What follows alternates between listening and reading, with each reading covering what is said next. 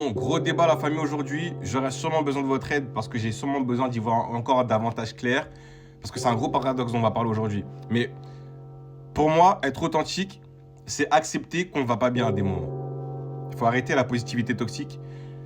C'est bien d'être positif, se tirer vers le haut, de ne pas trop s'identifier avec ses émotions, mais je pense que parfois être authentique, c'est reconnaître, c'est dire, ouais, en ce moment je suis triste.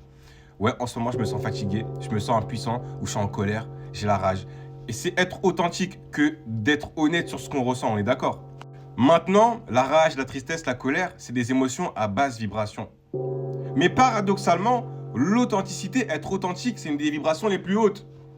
Du coup, en fait, qu'est-ce qu'on comprend dans tout ça? Moi, en tout cas, ce que j'en comprends, c'est qu'il vaut mieux admettre les émotions que tu ressens et ne pas fermer les yeux dessus ou ne pas être dans le déni sous couvert de rester positif. Si tu ressens ça, point. Et je pense que c'est ça être authentique. Et mine de rien, tu vas augmenter ta vibration en étant honnête avec toi-même plutôt qu'en te mentant à toi-même sur ce que tu ressens pour garder la face.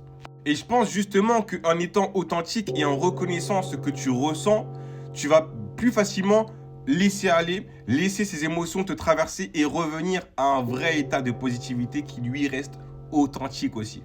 Parce que la positivité toxique, se forcer à être positif quand on n'a pas intériorisé ses émotions, du moins quand on ne les a pas laissées traverser ou accepter, c'est pas authentique et c'est même toxique.